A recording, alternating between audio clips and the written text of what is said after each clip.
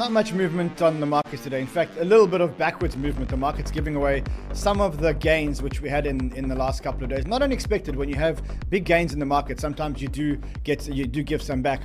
But I think the prices and the fundamentals are becoming very, very, very disconnected, and specifically around a whole lot of things that are happening in the United States, or are happening in the last couple of hours or a couple of days in the United States, which are very, very, very bullish for crypto. And I'm not sure that the market actually realizes it, or maybe it does, because some of the tokens that are moving like Aerodrome and Uniswap maybe play into those narratives.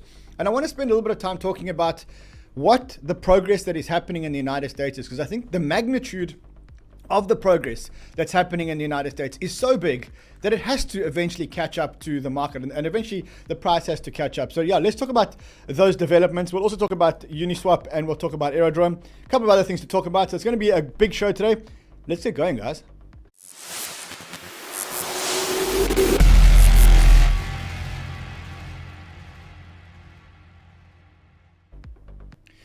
Wakey, wakey, rise and shine. I know it's not always the best day when it comes to pricing and stuff like that, but we have had a couple of really, really big days. And I think now the market has to make a decision. As I said before, either we're going to go up and go and test the all-time highs again, or we're going to go back down. If we do land up for some reason going back down, I don't believe we're going to go much, much, much lower than the $95,000 or $98,000 level. I really don't think we're going to go beyond that. Actually, Fefe and I are taking a bet on a prediction market. So, you know, I mentioned to you guys, don't take this bet yet. I actually want to show you the bet. So remember, I mentioned to you guys that there is a prediction market, which is called RAIN.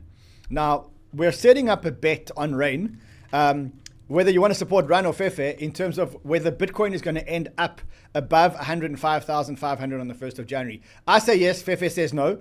Tomorrow we'll actually put up this bet, and then people can actually put their money where their mouths is and take a prediction on one of these prediction markets. A prediction market's called RAIN.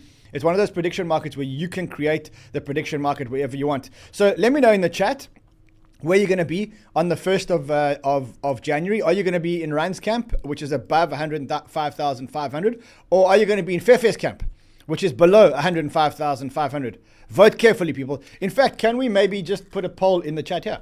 Let's put a poll in the chat here. Let's get going today. Yeah, let's talk about it. But before we do, guys, if you could please like this video. It makes such a big difference to distribution, and I really want to try and get as much distribution as possible. I do think that even though today is not one of those days where we're going to be discussing DJ and prices moving up, prices moving down, I think the alpha that's going to come out of the show today and how it shapes or reshapes our industry is going to be quite monumental. I think where I want to start today's show is I want to look at where the price is today. And I want to look at one of the reasons why the price may actually be so suppressed. One of the reasons why the price may be so suppressed, and I think tomorrow I'll make a show on the other channel, on Crypto Insider, and talk about the price and why the price is being so suppressed. Because why it's happening is you're getting a whole lot of long-term holders actually selling their Bitcoin. And when I say long-term holders, I mean people that have been holding Bitcoin for many, many years, 10 years, 8 years, 9 years. They seem to be starting to sell their Bitcoin. Now, the question is whether this is a good sign or a bad sign, because ultimately, when long-term holders are actually dumping their Bitcoin, what does it actually mean? Now, there's a Substack by 𝗙𝗘𝗵𝗪, which is actually a really, really, really interesting Substack.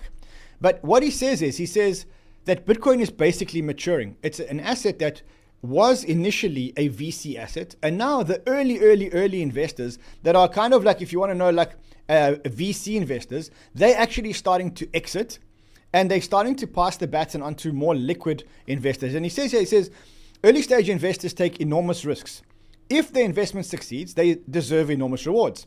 But eventually, and this is crucial, they need to realize those gains. They need liquidity. They need an exit. They need to diversify. And they need to make more VC investments.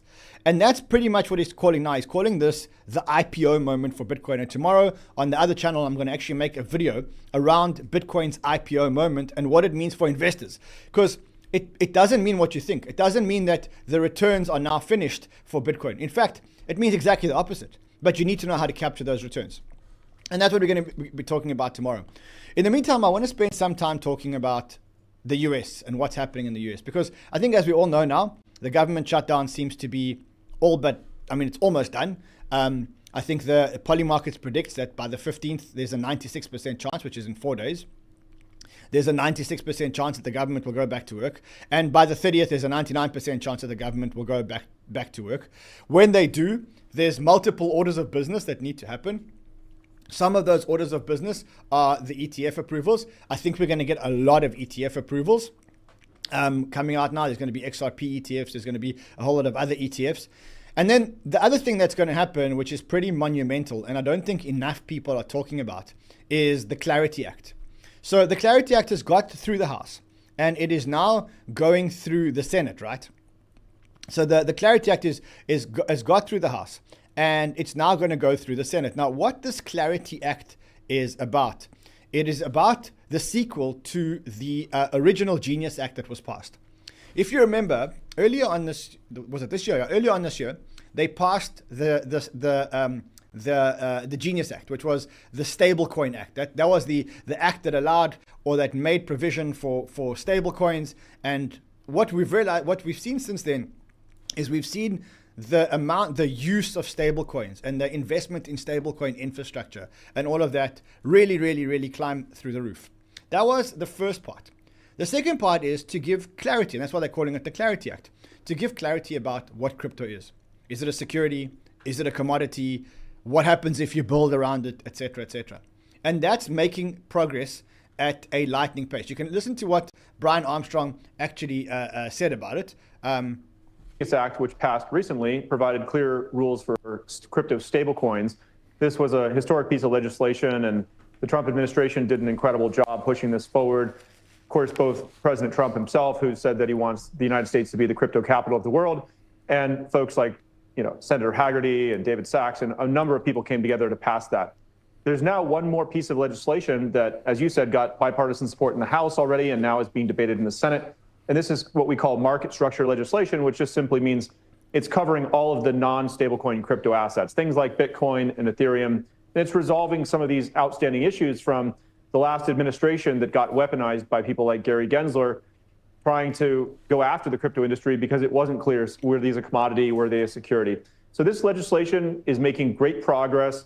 I've never been more bullish on the chances to get it passed into law. This freight train has left the station, and there's people on both sides of the aisle in the Senate that are eager to get this legislation put on the books. Now, this hasn't stopped the big bank lobby from coming in trying to throw a wrench into things. They actually want to go in and ban rewards on stablecoins, and that was already settled in the prior Genius Act that I just mentioned. But I'm not too worried about it. The senators we spoke to aren't really going to entertain reopening that issue, and so hopefully this legislation gets passed into law very soon. Well, listen. So he's bullish that this Clarity Act, and it really is the Clarity Act because it gives us clarity as to what crypto assets are. He's very bullish that that's going to be passed as one of the first orders of business. Now, it has quite big implications, and I'm going to show you some of the implications that this Clarity actually has. But in order to understand the implications, you kind of need to understand what this Clarity actually gives clarity on. So the first thing is it gives definition for what digital commodities are. And what it effectively does is it separates commodities from securities. And it gives that, it here, as it says, it means that Bitcoin, Ethereum will all be commodities. And as commodities, they'll be regulated by the CFTC and not the SEC. Now, you remember in the last administration, there was a big tug of war between the SEC, which was much more hostile, and you could almost say was captured by the Democrats, and the CFTC as to what Bitcoin, Ethereum, and other crypto assets are. In fact, we always knew that Bitcoin was a commodity, but there was a big discussion around ETH. And you'll remember that around ETH, they had to concede that ETH also wasn't a security because of the case of a previous SEC chair who once said something like that. And so effectively, this now makes most crypto tokens actually commodities. As commodities, they don't fall into the ambit of the SEC, right? The next thing is it gives developers protection. The bill protects developers and infrastructure provided for being treated as money transmitters or brokerages. Now, again, you remember in the previous administration, the developers that built Tornado Cash actually got arrested. And that sent a message out to all developers out there that says, look, if we don't like what you're building, or if what you're building facilitates illicit or illegal transactions, you could actually be taken down, and you could be considered a money transmitter for those transactions. Now, again, why is this so big? Because it now encourages developers to be able to develop without having to worry that if what they develop is used for the wrong purposes, they could actually be blamed. The next thing is transparency and retail advocacy. So it says a new digital commodities retail office will be created inside the CFTC to ensure fair markets and investor protection, bringing crypto one step closer to being recognized as a legitimate financial sector. And the last thing is global alignment, right? So this bill mandates cooperation with foreign regulators, laying out foundation for globally consistent digital asset standards something institutions have been waiting for. So it really internationalizes crypto. It makes fair regulation and legislation for crypto, which means that we can now get clarity, and that's what's called the Clarity Act, and we can actually move on. And Coinbase and Brian Armstrong are very, very, very bullish, or almost certain, that this act is actually going to get passed. And so one of the things that they're actually doing, because they're so confident, is that they actually brought back the ICO, believe it or not, right? So I don't know how many of you were around in 2017, but in 2017, the first altcoin season in crypto started because of this thing called the ICO, or initial crypto offering, or initial coin offering. What is this initial coin offering? Well, effectively, it is a mechanism that allows projects to sell tokens to retail investors. And so you may ask yourself, well, why did the ICO actually go away? Why did people stop doing ICOs? The truth is that there was no regulatory clarity. The SEC always claimed that these tokens may be securities. And the last thing that founders wanted to be doing was to be selling digital securities without registering them as securities. The only thing is that it was very, very, very hard to register them as securities. And so basically what happened then was, because of the previous administration and how hostile they were and the lack of clarity, the ICO basically disappeared. But the ICO is a very, very, very powerful vehicle, right? Because it democratizes finance and it allows retail investors to actually invest in early stage projects, and specifically in tokens of early stage projects. And the reason why all of a sudden this can happen is because if the tokens are deemed to be digital commodities, not securities, then when you sell a digital commodity, it's not a securities offering. And if it's not a securities offering, then if you do it, you cannot be taken down by the SEC for doing illegal or unregistered securities offerings. Now, the ICO is not only about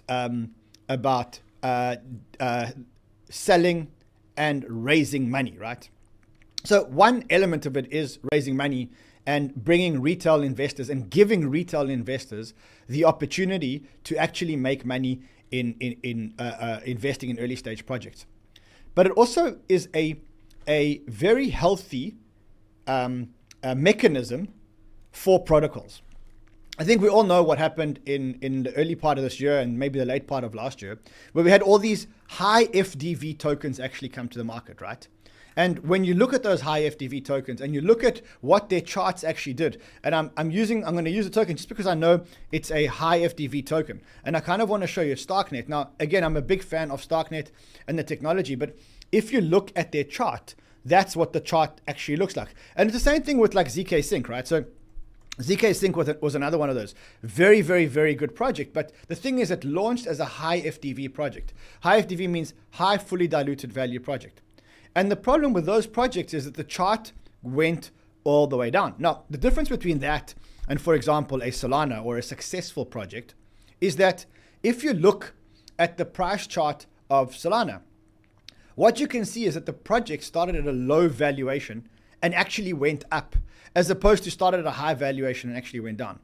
And the reason why that's important is because I think that one of the most important elements, if a token is going to succeed, is that the token must make a lot of people rich. Because if a token makes a lot of people rich, people become connected to the token. If you look at every single stock or every single one of the big stocks, the one thing that all these big stocks have is that they all made people rich. Google, Google, Amazon, Apple, Microsoft, Nvidia. The one thing that they all have in common is that the chart went from a low base. A lot of people started making money and they felt connected to the project, and that created a lot of energy around those projects. When the price dips, they continue to buy. And in order to achieve that mechanism around a token, tokens have to do a couple of things. The first thing is, it can't just be about an airdrop. Because, so the main thing is that you need to make people rich. Because if you don't make people rich, then nobody feels connected to your token, right? And if nobody feels connected to your token, if nobody's made money out of your tokens, they don't feel an allegiance or an alliance or a loyalty to the token. So the main thing that tokens or token communities need to do to be successful is to make people rich.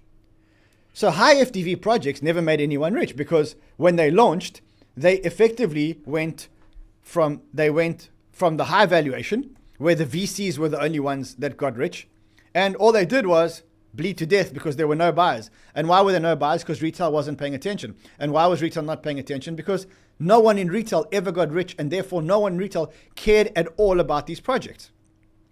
Then came the airdrop.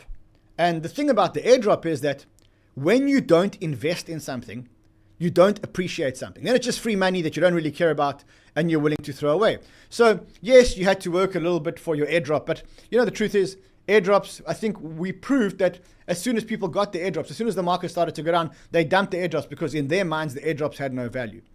So in order to have a successful token, what you need to do is you need to have a lot of retail investors and you need to make them rich. How do you make a whole lot of retail investors rich? And ask them to pay, because remember, if you do an airdrop, the problem with an airdrop is you don't feel connected to an airdrop. You don't really value an airdrop because you got it for free. And the value of it, therefore, in your mind was originally free. So that is why the ICO is so important, because the ICO provides you with a opportunity to tap into a retail base and to offer them to buy into your token at a reduced price. And we haven't been able to do the ICO for a long time, but now with the regulatory clarity, what we can see is big players like Coinbase are starting to bring back the ICO. And so they launched a new Coinbase ICO platform. And the first ICO that's happening on this Coinbase ICO platform is the 𝗏𝗏𝗏 ICO. It says here, BaseHub says, Coinbase launches token sale platform for retail investors. For the first time since 2018, US retail traders can participate in a public token sale, and 𝗏𝗏𝗏 is going to be the first project to offer the token through the platform. Now, the one thing about getting into an ICO, if you can get into an ICO, get into the ICO, because usually the ICOs perform very, very, very well. The interesting thing is, and I'll read you this from Coinbase, it says, token launches just got a whole lot better, early access to your favorite tokens, real supporters are prioritized, sustainable token distribution, US users can actually finally join. So Coinbase feels so confident about the current administration and about the clarity that's going to be provided by the Clarity Act that they're willing to bring back the ICOs before the Clarity Act actually gets passed. And the first ICO starts on the 17th of November, and that's going to be 𝗏𝗏𝗏. And I have no doubt that 𝗏𝗏𝗏 is going to do... I'm not going to comment on the project because I have my thoughts about the project. I'm not a big fan of the 𝗏𝗏𝗏 project, but I am a big fan of ICOs, and specifically being able to do ICOs in the United States, which is something that I didn't think would happen for many, many, many years. And so that is the first big development that's actually happening. Now, for those of you who say, well, of course, Coinbase are going to be doing ICOs. They bought Kobe's platform, which is Echo. Actually, that's not the case. Kobe says, this was happening with or without the acquisition. It was already agreed and built by Coinbase before Coinbase bought Echo. Echo isn't involved in this ICO platform. So this is actually not Kobe's platform, right?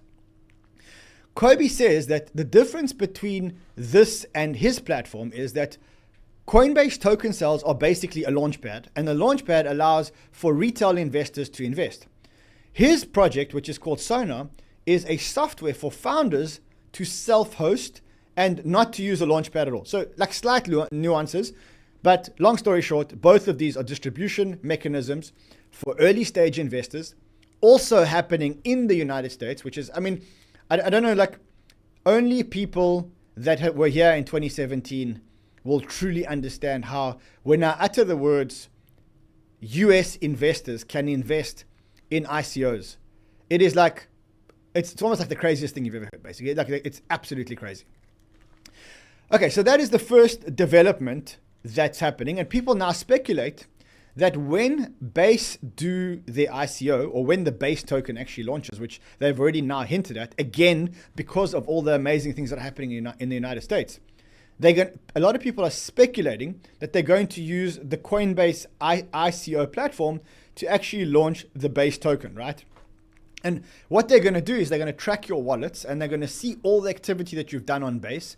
And based on all the activity that you've done on Base, they're going to award you or reward you with a bigger or smaller number of tokens. So one of the things that you can actually do is you can actually start using wallets on Base. I would suggest set up new Ethereum wallets, clean wallets, use them to do a whole lot of stuff on Base every time you trade meme coins or AI agents or whatever else. And when one day, if this happens, you can use your wallet to actually qualify on the Coinbase ICO platform. So that's the first development that's happening in the United States. And as you can see, like, again, I know you can't make money right now immediately, but if only you knew how far we have come, that you can conduct legal ICOs in the United States, and you know for sure that it's not. Someone says don't set up new wallets. Why should we not set up new wallets, Alex? Tell us why we shouldn't set up new wallets. Bad idea. Wallets with history are much better. Providing your history is good history. Yes. Suppose wallets with history are much better. So the first thing is ICOs in the United States. I mean, I can't believe I'm saying it, but I'll keep saying it. ICOs in the United States happening right now. The second thing that's happened in the last couple of hours, and this is another massive thing, is when you look at Treasury Secretary Scott Bessent. What he said is, today, let me just get this tweet up for you guys. He said, today, the US Treasury and the IRS issued new guidance giving crypto exchange traded products a clear path to stake digital assets and share staking rewards with retail investors. Guys, this is massive. I cannot explain to you how massive this is.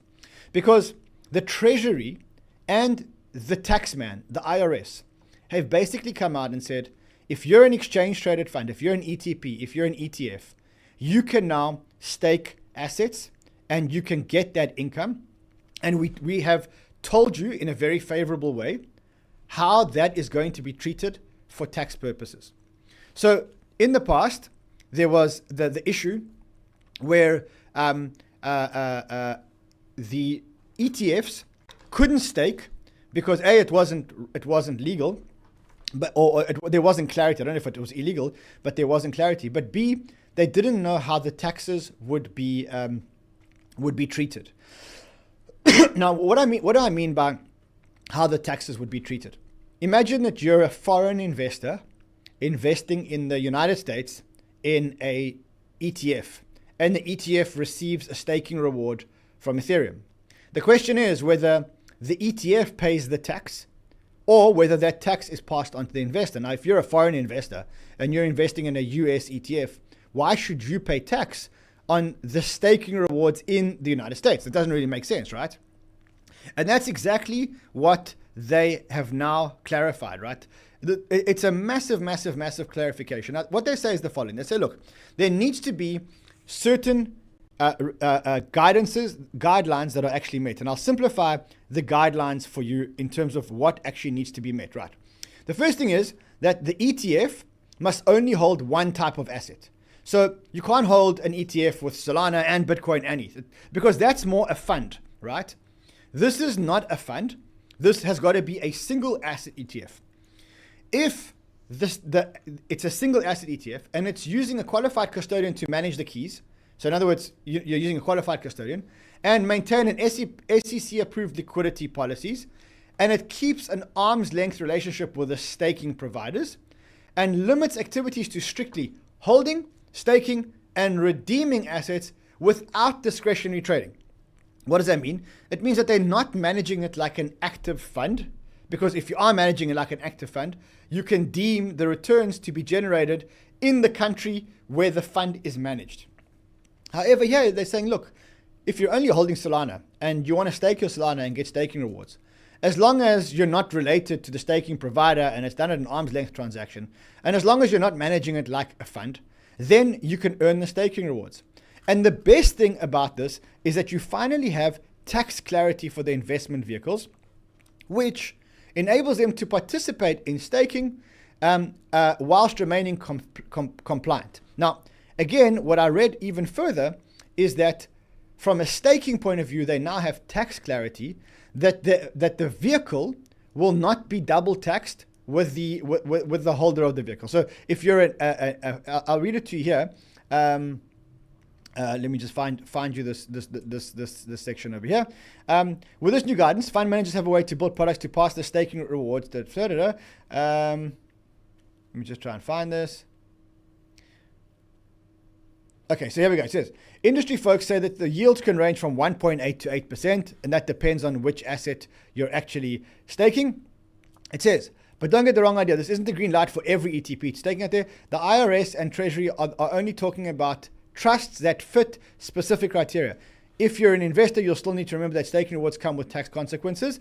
Say you get rewards, that's probably ordinary income, right when you receive it, no matter what the trust looks like. So, but what it's saying is, we won't be taxed twice. You won't be taxed in the hands of the vehicle and then taxed again when the money flows to you. And that's quite a big thing. I think also, like, again, a very big thing is the Treasury Secretary tweets about crypto guidelines and says this move increases investor benefits, boosts innovation, and keeps America the global leader in digital assets.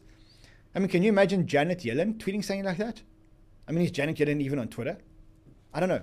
But like, for someone who's been in crypto for a long time and like really fought the good fight in crypto, this moment feels kind of surreal. I don't know how else to say it to you guys. This moment feels absolutely surreal. Then there's a third thing that's happening because of US legislation. And the third thing that happened in the last 24 hours because of US legislation or because of clarity in the United States is that Hayden Adams, who is the founder of Uniswap, basically made his first proposal ever for the DAO to vote on.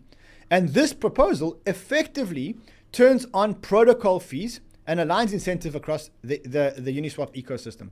Effectively, what this does is it passes on protocol fees to token holders by getting the protocol to use protocol fees to buy and burn tokens. Now, why is this such a big thing? Well, if you think about this, Uniswap is the beacon of DeFi. It's like the biggest, or one of the biggest, it is the biggest DEX in the world.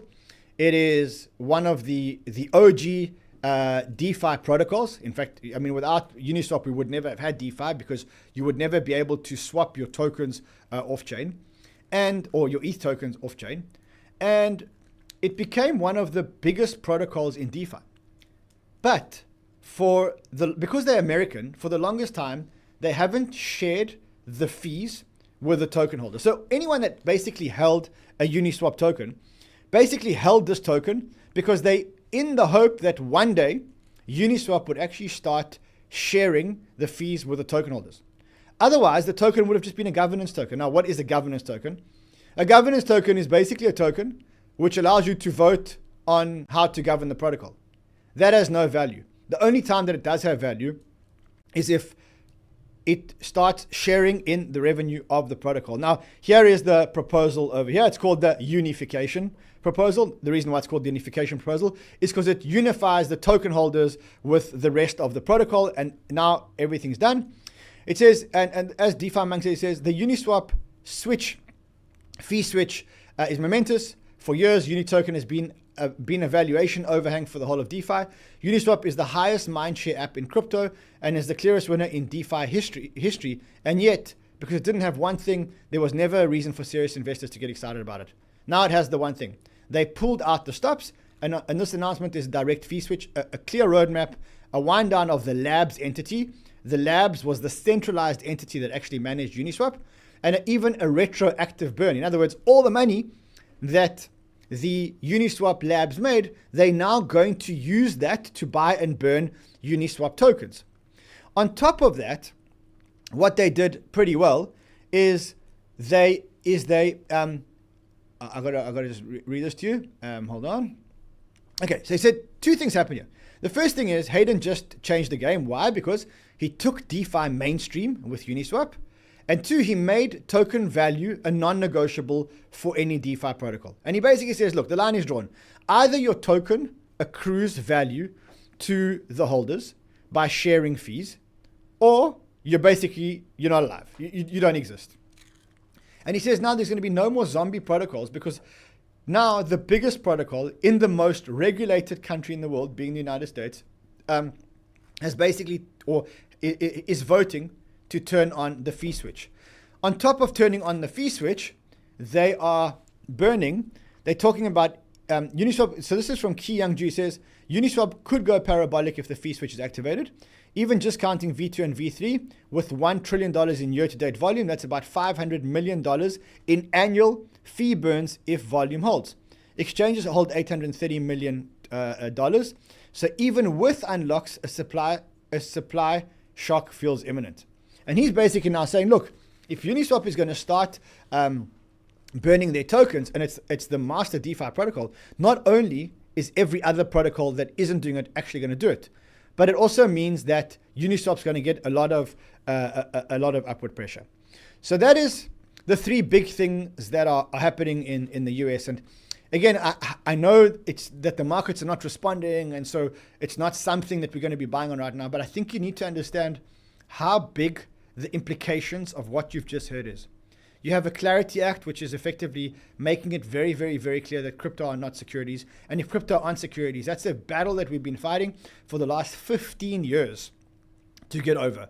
And we now have clarity. And the result of that clarity is that the biggest and most regulated exchange in the United States, being Coinbase, is now comfortable to do ICOs where every token sale that I've ever seen and every SAF that I've ever seen basically said US investors may not invest, and you had to do a KYC. And the whole point of the KYC was to prove that you weren't American so that the SEC couldn't come after them. Now Coinbase is basically saying, well, if you're American, no problem. You can participate. Everybody can participate. Okay, which is crazy. Same time, the tax treatment of ETFs, and now ETFs will effectively allow staking. And I must be honest, I'm quite surprised that the staking protocols didn't move yet. Lido, in my opinion, should have shot up because of this. It hasn't moved up. Jito, which is the biggest staking provider on Solana, it should have shot up, and it's just a one-way downward streak. But that has to change because the prices and the fundamentals can't be disconnected for so much longer. One of the, so that is, here are some protocols. Here are some protocols that don't have fee staking on yet. So Meteora doesn't have fee staking on yet. Lido and Athena also both don't have fee staking yet. So what we've seen in the last 24 hours is it's a monumental change in the landscape. And I know, as I say, I know that the prices don't reflect this a lot. And what you can see here is if you look at the bubbles, you can select the two tokens that are moving here are Uniswap and Aerodrome. The reason why Aerodrome is moving is because, and I don't want to get too far down this rabbit hole because this is a rabbit hole that we need to go onto on another day. But someone says what people don't see is that this is bullish Aerodrome and bearish Uniswap. People are predicting that Aeroswap's announcement on Wednesday is expanding across all of EVM. Now you'll know that we've been holding Aerodrome in our portfolio for a long period of time.